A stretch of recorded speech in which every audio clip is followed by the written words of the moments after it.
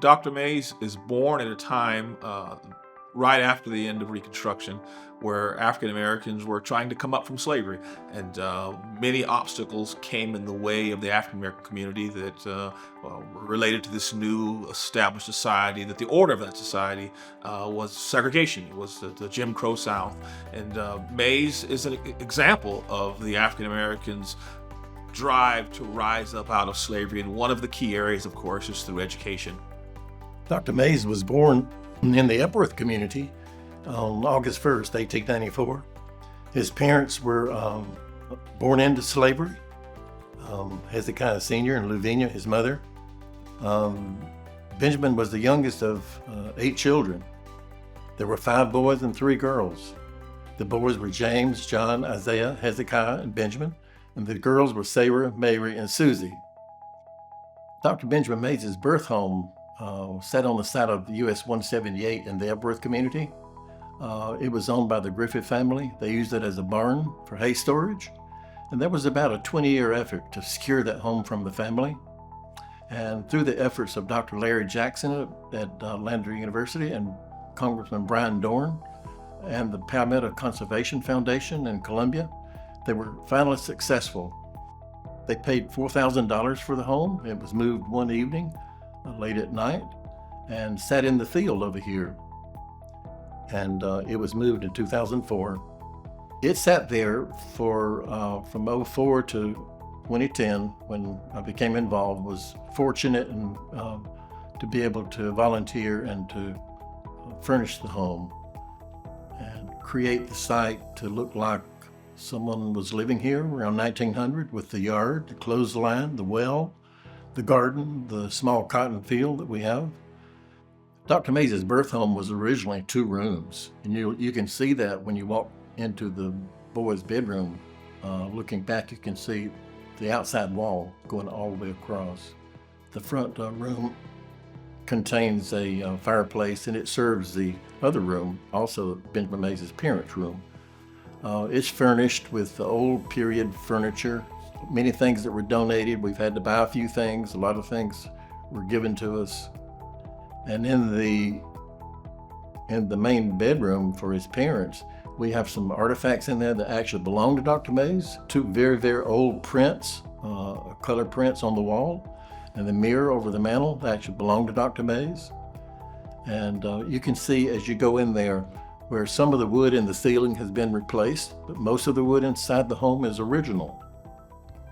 The Burns Spring School on site, which is a great building, it was in the Epworth community, and it was kindly donated by the owner to the site in around 2005, about a year after the home was moved here.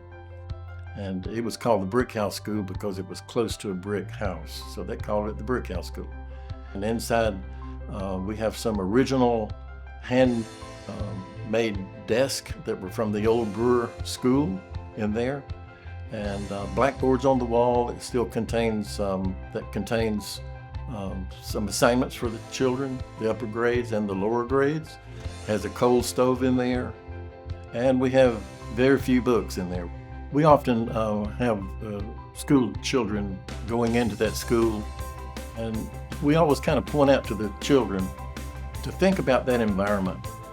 No computers, very few books, very little chalk. And so we just ask the students to visualize if you were there in 1900, like Benjamin Mays, what it would have been like. No modern facilities, cold heat. Sometimes teachers would cook peas and beans on the stove and serve them to the students through the day. After the school was moved in 2004, around 06 or 07, the Benjamin Mays Museum was created and built. And in the front room, we show Dr. Mays' life in about 115 professionally framed photographs, chronologically throughout the room, starting with his early life in Greenwood, moving around to high school, Bates College, what he did for those 20 years between graduating from college and becoming president of Morehouse College in 1940. 4 years later, in 1944, Dr. Martin Luther King Jr. entered that college as a 15-year-old high school 10th grader. And he was very close to Dr. King, mentored him. We have some great photographs of him delivering the eulogy at Dr. Martin Luther King's funeral. Dr. Mays was an advisor to 3 U.S. presidents, President Kennedy, President Johnson, and President Carter. He was close to all those men. He was particularly close to President Kennedy. He said, "Few men in America have I admired as much as John Fitzgerald Kennedy." Mays understood what social justice was about. He framed it intellectually, both for himself, later for his students. And I think if Mays made any tremendous contribution to American life, it was drawing this cadre of young leaders into what becomes the civil rights movement. But at the time, Mays was drawing them into this idea of social justice. Mays is at the center of them all. He is an executive director. He's a leader in some capacity of all these movements, and he shapes and defines their tenor, their character, their ideas, and because of that, he's considered the principal founder of the civil rights movement.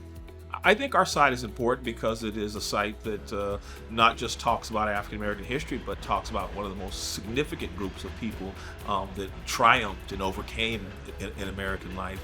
The place where this campus sits is on hallowed ground for African Americans in Greenwood County. If you looked from our museum, that building you see there, it's the offices of Gleams, but that was once Brewer Hospital. It was the first segregated hospital for blacks. My father, grandfather were born in that hospital, and then on the other side was Brewer School, and it was the segregated school. And so this was the center of black life in Greenwood for a long time. Gleams is a community action agency. We run our local Head Start programs. We run a workforce development program. We run a weatherization program. And we are here to assist the community to very much like Mays to build people.